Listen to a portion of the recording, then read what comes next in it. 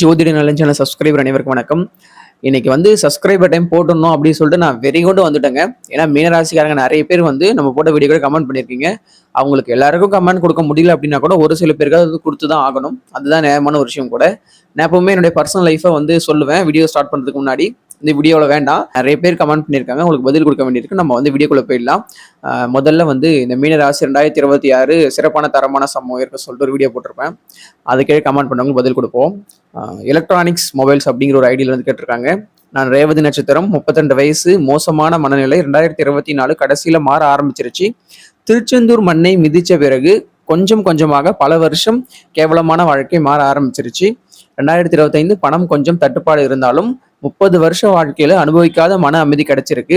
நீங்க சொல்றது இன்னும் ஆறுதலாக இருக்குது. எது நடந்தாலும் பரவாயில்லை என்று இருந்தேன், ஆனால் இனி வாழ்க்கை ஆரம்பிக்கின்றது உங்களாலதான் தெரிஞ்சது அப்படின்னு சொல்லிட்டு கொடுத்திருக்காரு, கமெண்ட் போட்டிருக்காரு. திருச்செந்தூரை பற்றி நிறைய பேர் சொல்லியிருக்காங்க. பர்சனலாக நான் எக்ஸ்பீரியன்ஸ் பண்ணது என்னென்னா, நானும் கொஞ்ச நாளுக்கு முன்னாடி திருச்செந்தூர் போயிருந்தேன். திருச்செந்தூர் நீ போனால் உண்மையிலே ஒரு மிராக்கல் நடக்கும், உனக்கு வாழ்க்கையில் நல்ல விஷயங்கள்லாம் நடக்கும்னு சொல்லியிருந்தாங்க. என்னுடைய ஃப்ரெண்ட்ஸ் சர்க்கிளில் 2-3 பேர் சொன்னாங்க. உண்மையை சொல்லணும்னா திருச்செந்தூர் நான் போயிட்டு வந்ததுக்கப்புறம் என் லைஃப்பில் கண்டிப்பாக நிறையவே சேஞ்சஸ் நடந்திருக்கு. அனுபவ ரீதியாக நான் உணர்ந்திருக்கேன். இப்போ எனக்கு திருச்செந்தூர் போயிட்டு வந்ததுன்றதுனால எனக்கு சில மாற்றங்கள், நல்ல மாற்றங்கள் ஏற்பட்டிருக்குன்றதுக்காக உங்களுக்கும் அப்படி ஏற்படும் நான் சொல்ல முடியாது இல்லையா? அது என்னுடைய தனிப்பட்ட ஒரு எக்ஸ்பீரியன்ஸ். பட் எனக்கு சொன்னாங்க, நான் போனேன், எனக்கு சில மாற்றங்கள் கண்டிப்பா ஏற்பட்டுச்சு, மறைக்க கூடாது. உண்மையில அங்க ஏதோ ஒரு பவர் இருக்கா என்னன்னு எனக்கு தெரியல, கண்டிப்பா இருக்கலாம். நிறைய பேர் திருச்செந்தூரை ரெஃபர் பண்றாங்க அப்படின்னா ஏதோ ஒரு விஷயம் அங்க இருக்கு, இல்லாமலாம் இல்லை. கண்டிப்பா அது என்னுடைய வாழ்க்கையிலும் நிறைய மாற்றங்கள் ஏற்படுத்தி இருக்கு. இவருடைய வாழ்க்கையிலும், அதாவது எலக்ட்ரானிக்ஸ் மொபைல் இருக்காரு, உங்களுடைய வாழ்க்கையிலும் கண்டிப்பா நல்ல மாற்றங்களை ஏற்படுத்தும். நீங்க மீன ராசியா கண்டிப்பா இருப்பீங்க. இனி வரும் காலங்கள்ல கண்டிப்பா உங்களுடைய அந்த திருச்செந்தூர் ஆண்டவர் உங்களுக்கு துணை இருப்பாரு. மீன ராசிக்கு படிச்சுன்னு சொல்றேன். இந்த ஜோதிட நலனும் உங்க கூட நான் துணையா இருப்பேன்னு சொல்லிட்டு நான் சொல்லிக்கிறேன். ஆஞ்சநேயர் அப்படிங்கிற ஐடியில இருந்து ஓப்பனிங் நல்லா தான் இருக்கு, ஆனா என் வாழ்க்கையில இது வரைக்கும் உயிர் மட்டும் மிஞ்சி இருக்கு ப்ரோ அப்படின்னு சொல்லிட்டு சொல்லியிருக்காரு. மீனராசின்னு எனக்கு தெரியும், உயிர் மட்டும்தான் மிஞ்சி இருக்கு, உயிர் மட்டும்தான் மிஞ்சி இருக்கு. மீனராசிக்காரங்களுடைய அது என்ன சொல்றது, ஒரு பொன்மொழி கூட நம்ம வச்சுக்கலாம். 2025 2026 பொன்மொழியா கூட நம்ம அதை வச்சுக்கலாம். உயிர் மட்டும்தான் மிஞ்சி இருக்குன்றத விஷயம். உயிர் இருக்குல்லங்க, மீனராசிக்காரங்க எல்லாரும் கொஞ்சம் நல்லா யோசிச்சு பாருங்களேன். உங்களுக்கு இவ்வளோ கேட்டாத கடவுள் கொடுக்குறாரு, அவர் நினைச்ச உங்க உயிரையும் தூக்கலாம். ஏன் ஒரு தூக்காம வச்சிருக்காரு? கடவுள் ஒரு மறைமுகமா சொல்றாரு, டே இதெல்லாம் நீ வாழ்க்கையில அப்பப்போ அனுபவிக்க வேண்டிய உன்னோட கர்ம பலன். வாழ்க்கையில் நடக்கக்கூடிய மோசமான துக்கம் தரக்கூடிய சம்பவங்களை நினைத்து நீ கவலைப்படக்கூடாது, அதை நினைச்சு விழுந்துடக்கூடாது. நீ மறுபடியும் புத்துயிர் பெற்று திரும்ப உன்னோட வாழ்க்கை நல்லபடியா வாழணும். அதுக்காக தான் நான் உன்னோட உயிரை விட்டு வச்சிருக்கேன். அதனால இந்த உயிர் மட்டும் தான் மிச்சம் இருக்கு, உயிர் மட்டும் தான் மிச்சம் இருக்குன்ற டைலாக் தயவு செய்து சொல்லாத, அது எனக்கே போர் அடிச்சு போச்சு சொல்லிட்டு கடவுள் கூட நினைச்சாலும் நினைப்பாருங்க. இந்த யூனிவர்ஸ் நிறைய கஷ்டங்களை மனிதர்களுக்கு கொடுக்கும், நல்லதையும் கொடுக்கும். ஒரு மனுஷனோட உயிரை எப்ப யூனிவர்ஸ் தூக்கும் அப்படின்னா, உங்களால இந்த உலகத்துக்கு இதுக்கப்புறம் பிரயோஜனம் இல்லை, உங்களால அடுத்தவனுக்கு பிரயோஜனம் இல்லை, உங்களால உங்களுக்கே பிரயோஜனம் இல்லைன்ற சூழ்நிலை வரும்போது உங்க உயிரை அது தூக்கும். அது வரைக்கும் உங்களோட உயிரை அது கை வைக்கவே வைக்காது. அப்படிப்பட்ட நமக்கு பொக்கிஷமா இருக்கக்கூடிய நம்மளுடைய உயிரை, அந்த உயிரை வச்சு அடுத்தடுத்த விஷயங்களை நம்ம தான் உருவாக்கிக்கணும். அதுக்கான ஆற்றல் எல்லா மனிதர்களுக்குள்ளும் இந்த இயற்கை கொடுத்திருக்கு. நம்மளுடைய உடல்நிலையிலும் மனநிலையிலும் அந்த ஆற்றலை இயற்கை, இந்த பிரபஞ்சம், கடவுள், நீங்க எது வேணா வச்சுக்கோங்க, சயின்ஸ் நீங்க எது வேணா அதை வச்சுக்கோங்க, அதுக்கு பேர் வச்சுக்கோங்க.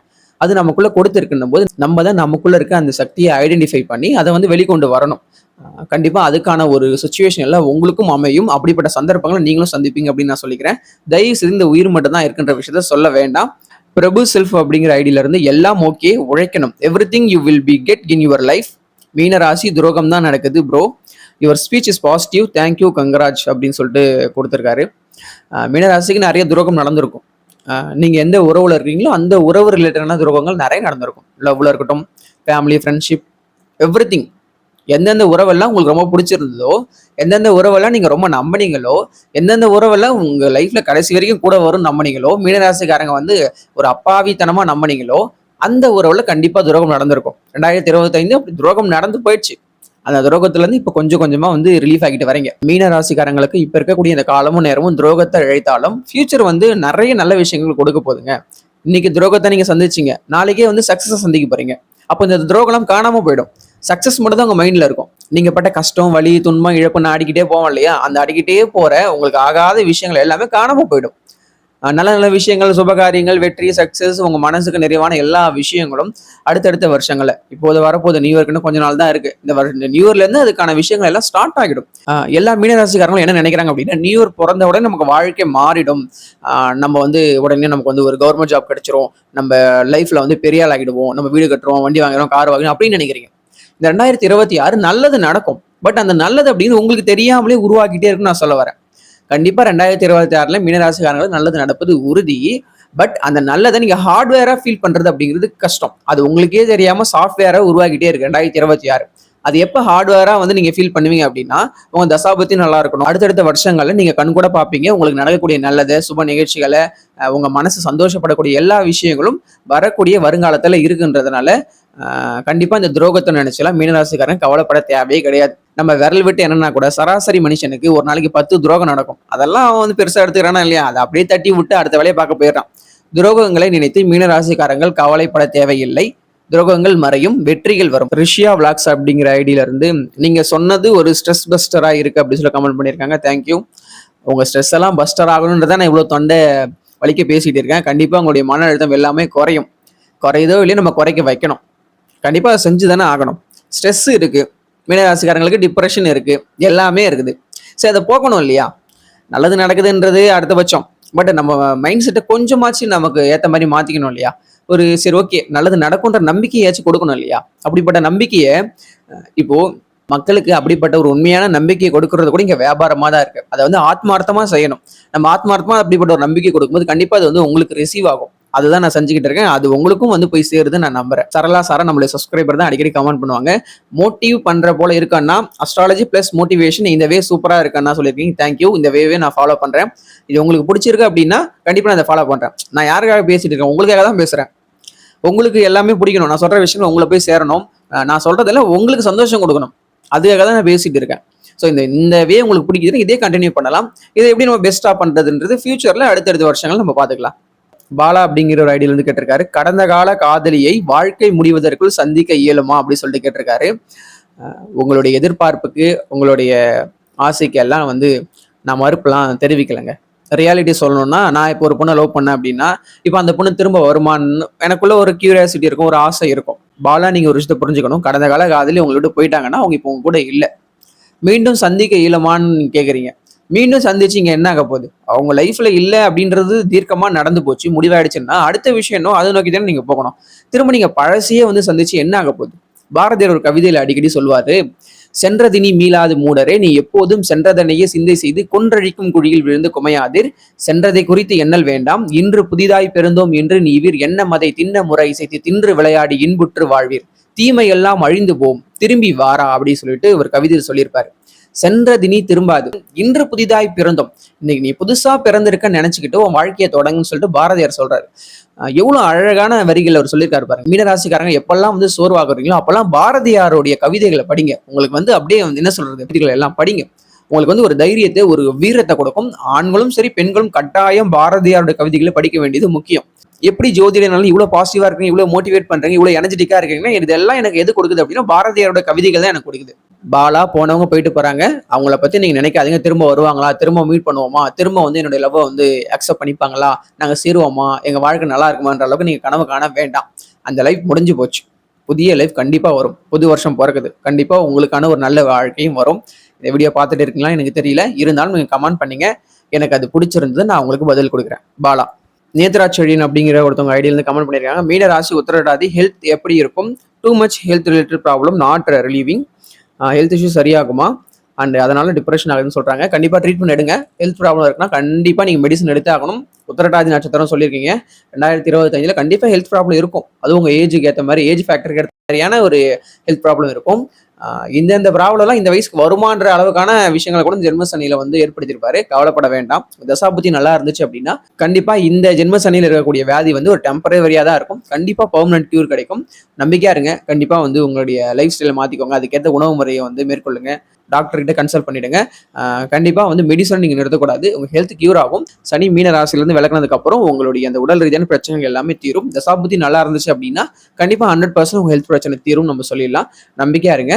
உங்களுக்கு மட்டும் இல்ல, எனக்கும் ஹெல்த் ப்ராப்ளம் இருக்கு, எல்லாருக்குமே ஹெல்த் பிரச்சனை இருக்கு. அதனால நம்ம எல்லாருமே வந்து ஒரே இனம் தான். ஸோ நீங்க உங்களுக்கு மட்டும்தான் வந்து பிரச்சனை இருக்க சொல்லி நினைச்சு டிப்ரெஷன் ஆக வேண்டாம். எனக்கும் பிரச்சனை இருக்கு, நான் வந்து ஓப்பனா சொல்றேன் பார்த்தீங்களா. அதனால எல்லாருக்குமே உடல் ரீதியான பிரச்சனைகள் இருக்கு. எல்லாருக்கும் பிபி இருக்கு, எல்லாருக்கும் சுகர் இருக்கு, எல்லாருக்கும் எல்லாம் இருக்கு. எல்லாரும் அதை வச்சுக்கிட்டே லைஃப் ஓடிட்டு இருக்காங்க. ஸோ நீங்க உங்களுக்குள்ள இப்படி இருக்கு, எனக்கு இப்படி பிரச்சனை இருக்கு, ஹெல்த் ரிலேட்டடான பிரச்சனை இருக்குன்னு சொல்லிட்டு நீங்க நினைச்சுக்க வேண்டாம். கண்டிப்பா அது ரொம்ப கஷ்டம் தான், நான் ஈஸியா சொல்லிட்டு போயிடலாம். பட் எனிவே உங்க பிரச்சனைகள் தீரும், நம்பிக்கையா இருங்க. அடுத்ததா கருமலை சிங்கம் அப்படிங்கிற ஐடியில இருந்து கமெண்ட் பண்ணியிருக்காரு. நேத்து தான் ப்ரோ ரொம்ப நாள் கழிச்சு 3 மந்த் மேல ஒர்க் பார்த்து தூக்கிட்டாங்க. இப்போ பேக் டு ஜீரோல இருந்து ஜாப் சர்ச் பண்ணணும் அப்படின்னு சொல்லிட்டு சொல்லியிருக்காரு. உங்களை அந்த வேலையில இருந்து தூக்கிட்டாங்கன்னு சொல்றீங்க, ரொம்ப ரொம்ப நல்ல விஷயம். அந்த வேலை உங்களுக்கு கிடைக்காம போனது ரொம்ப ரொம்ப 100% இல்ல, 200%, 300%, எத்தனை பர்சன்ட் இருக்கோ அத்தனை பர்சன்ட் நல்ல விஷயம்.